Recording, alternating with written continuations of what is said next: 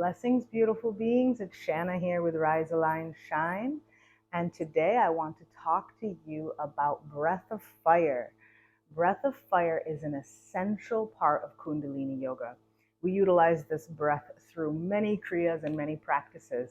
And today I'm going to teach you how to connect to your breath of fire in order to utilize this.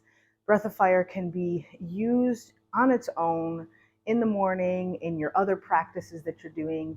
Breath of fire is so beneficial. It helps to regulate the nervous system. It cleanses out the toxins in the body. It is very stimulating and uplifting. It helps to clean out the aura. It also helps to clean out the lungs. It stimulates our energy channels, especially our solar plexus and our digestion. And it moves the fresh blood that pools. We have about a third of our blood that pools around our navel point. And it helps stimulate and bring new blood to our extremities along with our lungs and through all of our limbs. And it helps to just build like an inner stability to be able to handle outer circumstances. So I could keep going. There's plenty more. I definitely recommend adding this to any practice that you have, any standing practice that you may have.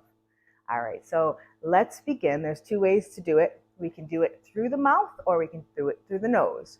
When we do breath of fire through the mouth, we're activating intentionally the sympathetic nervous system, the fight or flight, right?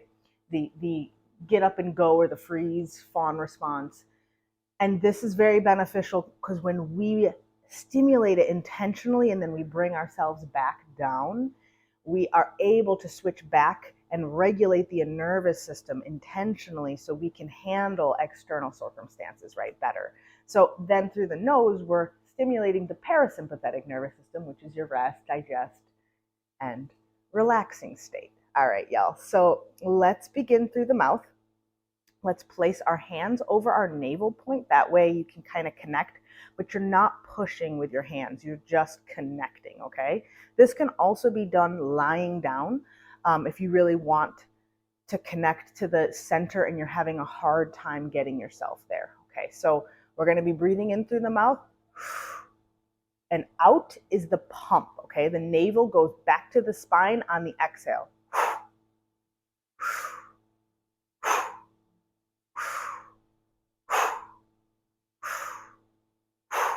So the hand is not doing the pushing. However, it's the exhale that has all the momentum. The inhale just naturally comes in, right? Our body just needs oxygen. It's like, yes, please. So it comes in. It's the exhale that we're focused upon, okay?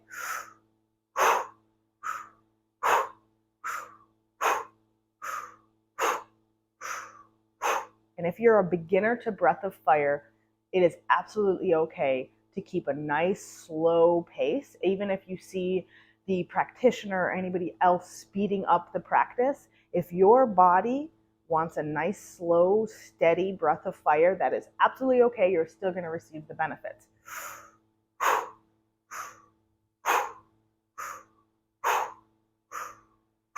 It can be nice and slow like that. It can even be more slowed down.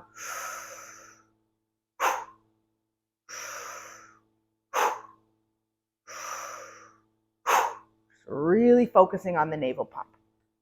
I'm going to give you a side view, but I'm going to do that with the nose so that way we can just keep it going and show you the other way.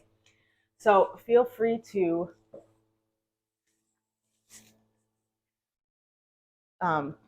keep your hand on your belly if that is beneficial for you. Otherwise, you can put it down. But we're going to be inhaling through the nose.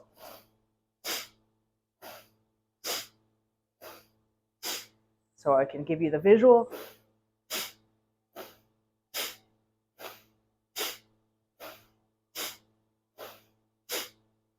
And oftentimes you'll see in a Kundalini practice, we'll speed up the breath and you might see it something like this.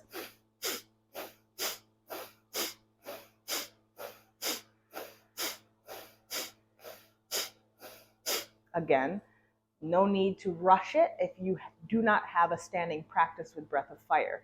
And breath of fire practice 7 minutes a day has profound effects on your overall system. So just saying that, planting that seed in case that's something that you're interested in. You can feel the benefits. I could speak all day about the benefits, but honestly, just tuning into your body and actually feeling what it feels like to do breath of fire and to do it for a few minutes straight and to repeat it a few days in a row, that is your greatest teacher. So let's just do a little mini breath of fire practice.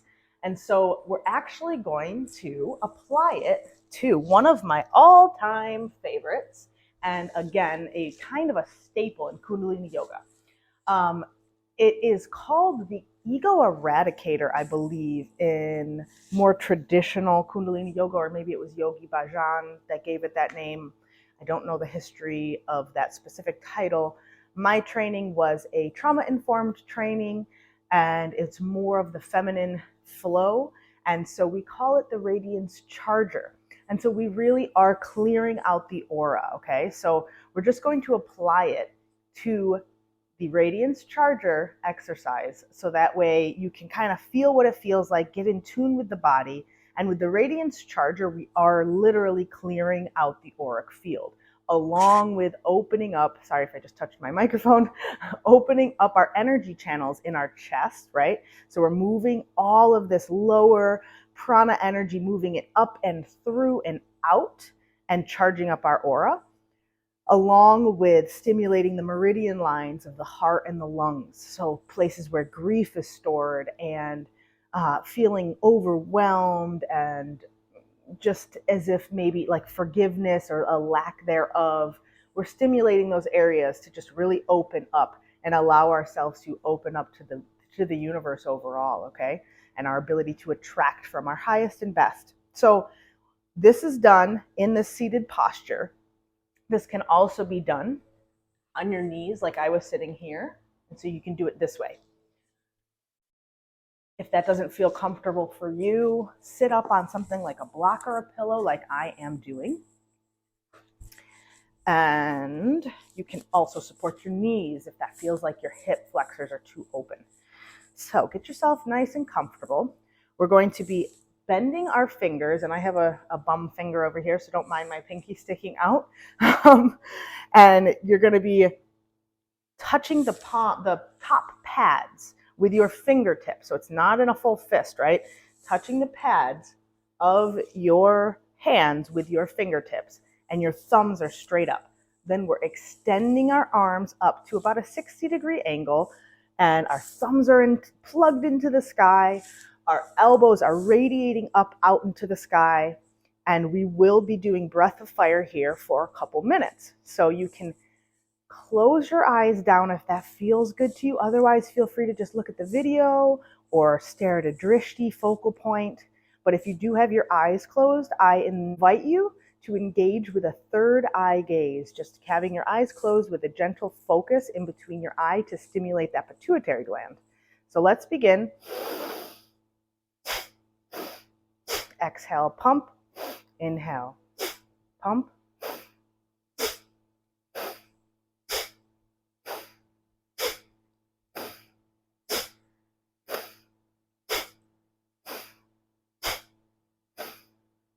Whether your eyes are closed or open, just really have a nice visual of the energy coming up and out and through your arms and through your auric field, charging it up.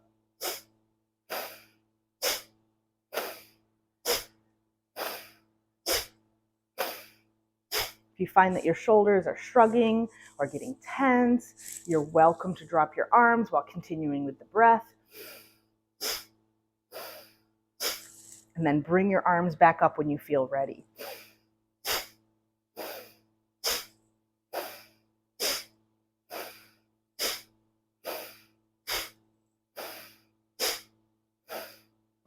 Keep going. And if you'd like to speed it up with me, feel free.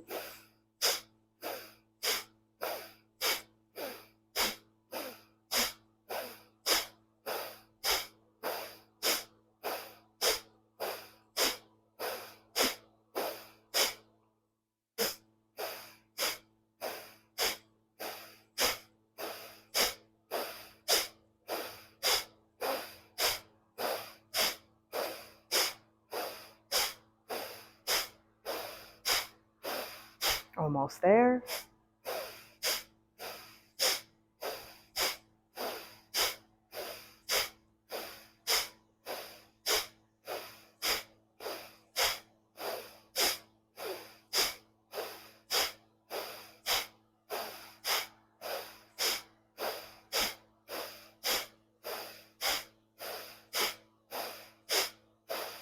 Next inhale, bringing your arms straight up. You can even lock your thumbs for ease, pointing your fingers up, holding the breath, suspending the breath, pulling up on your root lock like a Kegel, pulling your navel to spine. Third eye gaze if your eyes are closed, holding, stimulating this fund, holding and exhaling. Bringing your arms down, swiping through your auric field, resting your hands upon your lap, allowing yourself to just settle in with the sensations of the body, checking in, feeling the heartbeat, feeling the fresh blood that is inevitably moving through your shoulders, your arms, feeling your spine, and just make a little mental note of how you're feeling. No good or bad in any of the feelings.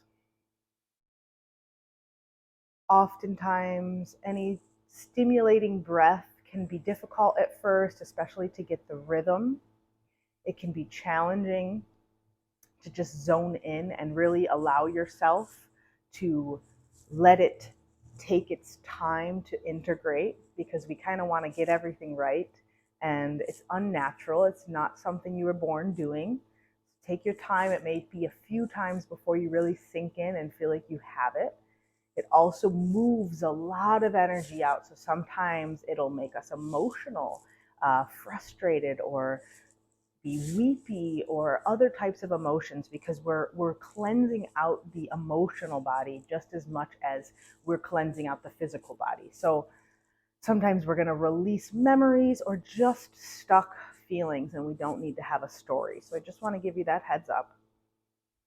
And I appreciate you all joining me today. Feel free to return to this daily. You absolutely can return to this practice daily, like I said, and include it in anything else, or also apply it to all of the other classes you will be taking. Bye.